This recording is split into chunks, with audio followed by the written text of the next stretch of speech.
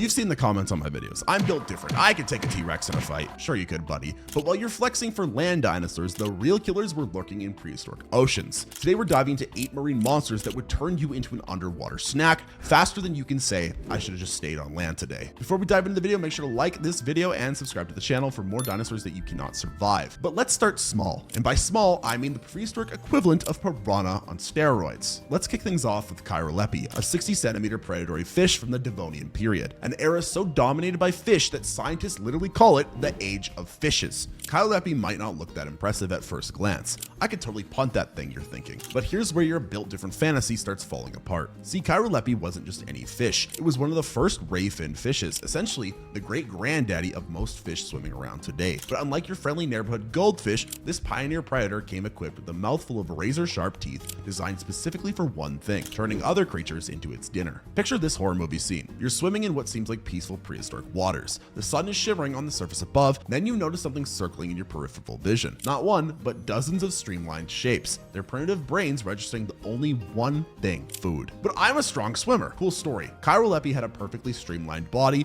with powerful fins that made it incredibly agile in the water. But I could just punch one, right? Sure, if you could catch one, and if you somehow managed to connect with your slow motion underwater punch, congrats. You've annoyed one fish while the other 20 are still tearing chunks out of your leg. But wait, maybe you're thinking Chirolepi doesn't sound so bad compared to the massive creatures coming later in this list. But that's just like saying a gunshot wound isn't so bad compared to a nuclear explosion. Neither is a good time. But that's why I've got to introduce you to Dinosaurs. This is the reptile from Indena. This lurked in the late Triassic waters about 210 million years ago. Unlike our previous fish friend, this wasn't a fish at all, but a specialized marine reptile that would make wading in prehistoric Italian coastal waters a regrettable life choice. At first glance, this 1 meter long reptile might not seem particularly threatening. Wait, it doesn't even have teeth, you might say, noticing its long, narrow, toothless snout. This is exactly the false sense of security that would get you killed. See, Dinosaurs didn't need teeth to ruin your day. While scientists believe it primarily fed on soft-bodied prey like crustaceans and other invertebrates, its hunting adaptations would work just fine on your soft human flesh. But I could just kick away. This thalassophobia was specifically built for aquatic life, more so than its relatives actually, with a stiffer trunk and thicker bones that acted as a ballast. While you're flailing in panic, it's completely in its element. What makes Dinosaurs particularly dangerous is its specialized anatomy. Basically, its bones were designed for it to be an amazing swimmer. And here's the real horror movie moment. While you're focused on the one gripping your leg, you might not notice its friends. We don't know for certain if Dinosaurs hunted in groups, but many aquatic reptiles do, and being surrounded by multiple attackers would dramatically decrease your already slim survival odds. And that powerful tail that propelled it through the water, that same tail could deliver a stunning blow, potentially breaking bones or knocking you unconscious. Remember, even small modern crocodilians can break bones with their tails, and Dinosaurs was perfectly evolved for underwater movement. Perhaps most terrifying about it is what paleontologists call behavioral uncertainty. Since Dinosaurs went extinct roughly 210 million years ago, we simply don't know enough about its behavior to predict how it would react in an encounter. That unpredictability makes it all the more dangerous if it showed up on your doorstep today. So even if you somehow avoided our school of Chirolepi in open water, the shallow coastal areas would offer no refuge from Dinosaurs. Your built different status doesn't mean much when you're being dragged underwater by a creature perfectly adapted to an environment where you can barely function. But if you think a toothless reptile sounds manageable, wait until you meet its cousin, one that combined the worst features of a crocodile and a dolphin into one perfectly evolved killing machine. So just when you thought it was safe to go near anything that looks remotely dolphin-like, the Triassic oceans had a nasty surprise waiting for you. Meet Nectosaurus, another thalassophobia from around 220 million years ago that looks deceptively familiar to our modern eyes. With that downturned snout resembling a dolphin's friendly smile, you might briefly think you found Flipper's prehistoric cousin. Well, that mistake would be your last. While Dinosaurs was working with the no teeth angle, Nectosaurus came fully equipped with sharp teeth designed to grip and tear. And you know what they say, the friendlier the smile, the sharper the teeth hiding behind it. Nectosaurus ruled the waters near what would eventually become California, long before surfers and beach volleyballs were a thing. Unlike its Italian cousin we just discussed, this predator's downturned snout wasn't just for show. It was a specialized feeding adaptation that scientists believe made it incredibly efficient at snatching prey. But I could just swim away. Remind me again how well humans do against dolphins in swimming races. Now imagine a creature with similar hydrodynamics, but the predatory instincts of a crocodile. Nectosaurus belongs to a specific group distinguished by those distinctive downward deflecting snouts. This wasn't just some random evolutionary quirk. It was a precision hunting tool developed over millions of years. Picture this horror scene. You're swimming in warm Triassic waters and you spot what looks like a prehistoric dolphin. How cute you think as you naively swim towards it. As you get closer, you notice something off about its eyes. That cold, predatory stare. By the time you realize this isn't a friendly marine mammal, it's already too late. Because that downturned snout, it's perfect for swiping up from below, catching you completely off guard. And unlike our toothless friend from earlier, when Nectosaurus bites, it doesn't let go. But I would punch it in the gills. First off, wrong animal group. Thalassophobia don't have gills like fish. Second, while you're busy remembering your high school biology, Nectosaurus is busy removing chunks of your limbs with those specialized teeth. What makes these prehistoric marine reptiles particularly dangerous is their perfect adaptations to water. While humans awkwardly splash around with their land-dwelling bodies, Nectosaurus slices through water with torpedo-like efficiency. The ocean is literally the worst place to showcase how you're built different.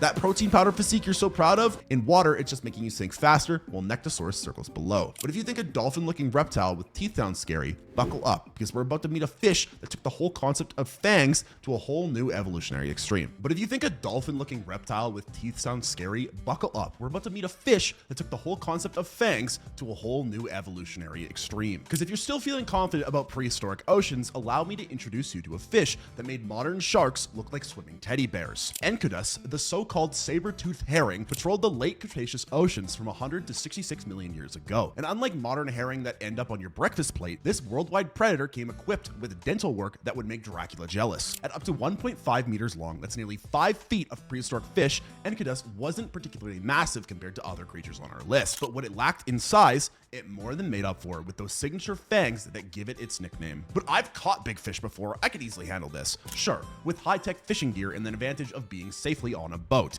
Now imagine that fish is purposely built to be the predator and you're the one out of your element. Those specialized fangs weren't just for show, they evolved specifically to slice through flesh with horrifying efficiency. But I would see it coming. Would you though? Modern predatory fish like the barracuda are nearly invisible until they strike, and Enceladus likely employed similar ambush tactics. By the time you spotted the telltale silver flash, those saber teeth would already be buried in your flesh. So your built different confidence means nothing to a creature whose lineage perfected underwater hunting while our ancestors were still small furry creatures hiding from dinosaurs. But at least with the Enceladus, death would come relatively quickly. Our next prehistoric nightmare took the concept of a natural weapon to such an extreme that scientists initially couldn't believe what they were seeing in the fossil record. So you survived fangs, but what about facing a living underwater spear with an appetite? Zimbusaurus, a creature so bizarre that if you showed paleontologists just the snout, they might think you're pranking them. This late Triassic marine reptile from about 220 million years ago had one of the most specialized hunting adaptations ever evolved.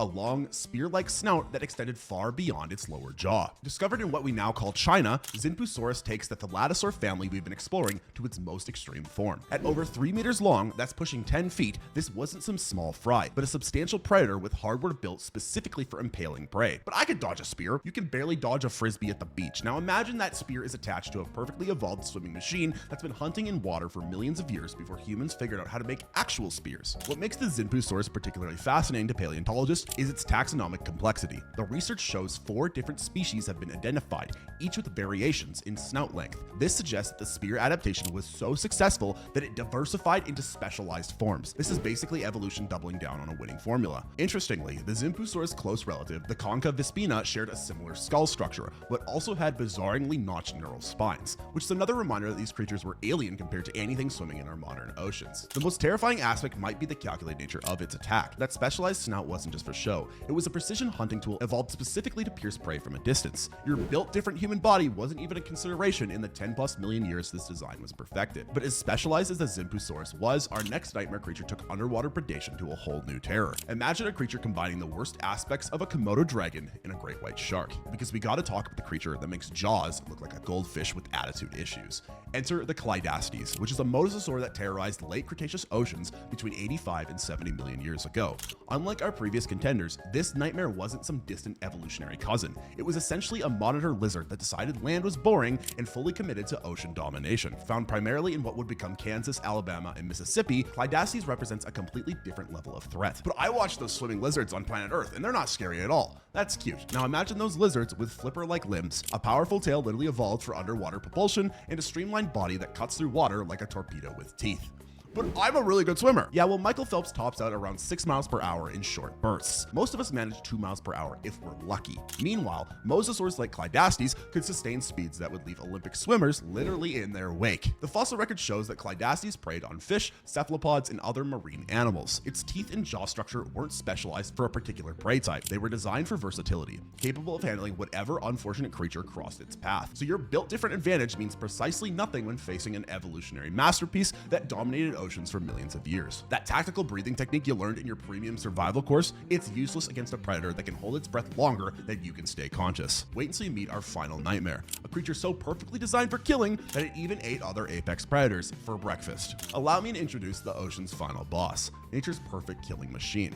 Thalassotitan. The very name translates roughly to ocean titan, and for good reason. This late Cretaceous monster from about 66 million years ago represents the ultimate evolution of marine predation. Stretching up to 9 meters long, that's nearly the length of a city bus, Thalassotitan combines size and predatory adaptations into the perfect killing package. This isn't a coincidence. It's convergent evolution selecting the perfect design for maximum predatory efficiency. These weren't teeth for slicing or tearing. They were built for crushing bones and shells of large prey. But maybe it wasn't aggressive? Well, the fossil record literally shows evidence of this thing eating other mosasaurs. So let that sink in. It was so dominant it casually consumed other apex predators. There's even evidence suggesting it engaged in cannibalism, which if you don't know what that means, it's called eating your own species. What makes Thalassotitan particularly terrifying is its position at the absolute top of the food chain. Most apex predators face at least some competition or threats. Evidence suggests Thalassotitan faced none. It was the unchallenged master of its domain.